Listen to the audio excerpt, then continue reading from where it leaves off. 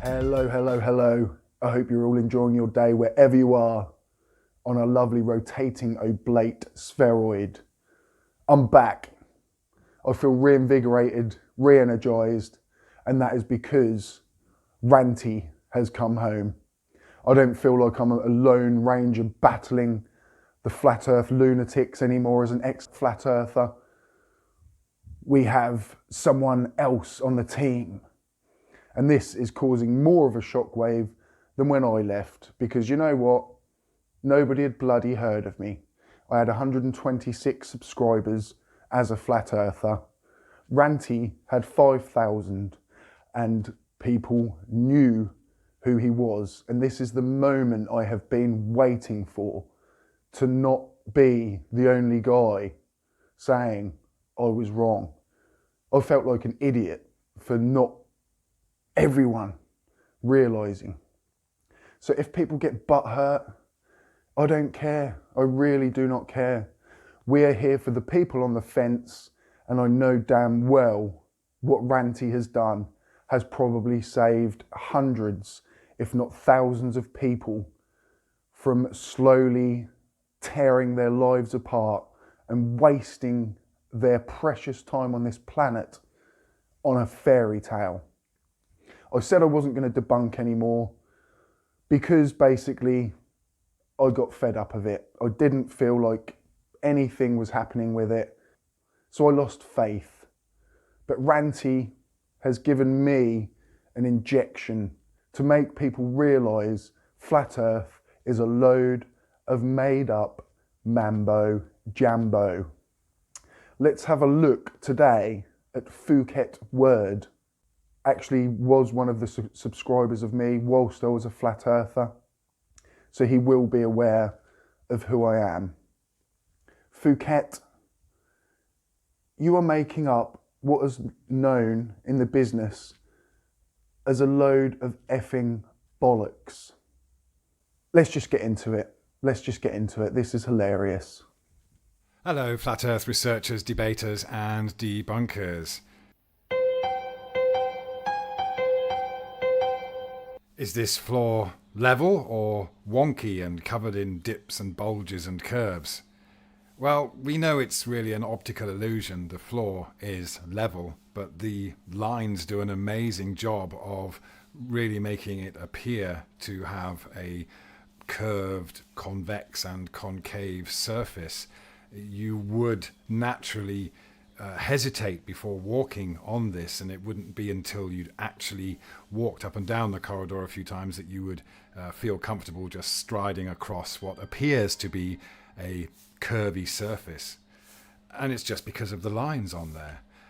This is another similar one where we have the appearance of a dip. It's just an optical illusion. It is a flat level floor, and it only looks like it's dipping here because those tiles are more, they change shape, they become smaller and they look closer together, more compact, and this gives us the illusion of curvature or convexity or concavity, if you like.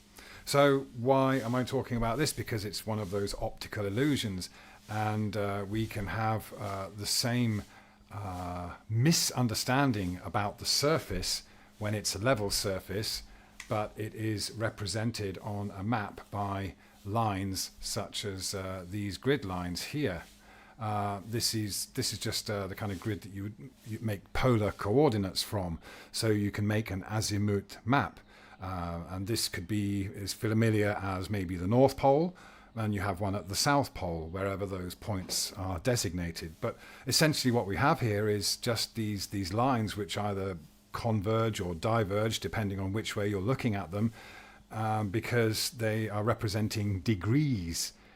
And basically all you'll have is a distance that compares to a number of degrees. I'm going to get into that later, but essentially what we have here is lines that appear to diverge and converge just like the lines on the floors that we saw just now. And even though this is on a flat surface, we can of course perceive it and imagine it as being on a curved surface and or on a globe. And so we end up with what appears to be a spherical looking map on a flat surface, simply because of the lines. Now this might look a little bit different to what you normally see, because all I've done is move the azimuth point, the center point of our projection, to be over Africa. Now it still maintains its original azimuth as the North Pole and the South Pole down here, but you can see it's drawn everything together with these curvy lines based on where I've put the azimuth there. And so we get this illusion of curvature. Ow! That actually did hurt. Wow. Now I know why people say get mittens for the face palm action. It's ridiculous. You're now thinking that a wavy carpet proves that the earth is flat. That is what is known in the business also as a load of bollocks, is clutching at straws. These aren't even straws. There's nothing. You're clutching at thin air. There's nothing there, Phuket word. I think you're a nice guy. You seem an okay man. Not horrible or anything. Now, any realist will know that what you're saying is codswallop. Absolutely meaningless word salad. There's no reason whatsoever why lines are drawn on a projection to make it look like a globe. The one problem you have, Phuket, and any other person that believes the earth is flat and stationary, is no flat earth map is in existence. That should be the biggest red herring going, that we have to use projected globes to travel. And I understand, oh, it was reverse engineered. Everything was reverse engineered. We had to try and do it. We reverse engineered this. Why? Why? Flat earthers, why? Why hide the shape of the planet? There is no reason. No reason whatsoever. I can understand your argument with NASA because you think they're siphoning millions of pounds off the taxpayer. Please don't look into the military budget of the USA. Then you'll get worried. Where's the gain to hide the shape of the planet? The only one is to hide a creator. But how many creators do you know that are so powerful that they can create a flat stationary plane with an imaginary dome, and then humans hide him? God allows humans, the people he created, to hide him. No. If there is a God, it's not before 14.8 billion years if there is a creator. It's as simple as that. Science does not care about opinions. What else do you need to say? Do you need to know? Phuket, like I say, I think you're probably a good guy, but I couldn't just leave that alone. A wavy floor proves the earth is flat. Come on, man.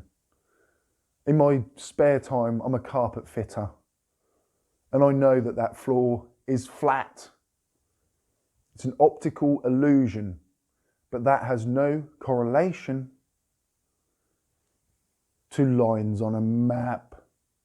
The one way to actually tell is the lines of latitude. Obviously the equator being the largest one, in the northern hemisphere, the smallest being the North Pole. On the projections, the lines of latitude get bigger and bigger after the equator, and then obviously it looks like a huge, huge, huge ice wall, when really it's the massive continent of Antarctica at the bottom of the globe, on how we perceive what the bottom is as a human. But there is no up and down, there is no top or bottom. The South Pole is just as much on top of the planet as the North Pole is the bottom. It's quite easily worked out. And in reality, after the equator, the lines of latitude get smaller and smaller and smaller. This creates a ball. Obviously, you can't fit a ball on a piece of paper. I'll repeat, flat earther, can you say this? You cannot fit a ball onto a piece of paper. Hence why globe projections exist to show the whole planet on one piece as accurately as possible. But please do not try and travel with one of those maps, a globe projection, especially in the South Pole. You are going to get lost. It's as simple as that. You cannot travel off these projections. It's an image of the globe. Quick one today, guys and girls, and you lovely, lovely people. If you did enjoy what you saw, please hit subscribe, hit like, share it if you wish, and please do leave me a comment. Thank you very much, everyone. If you did get to the end there, stay safe and keep it global.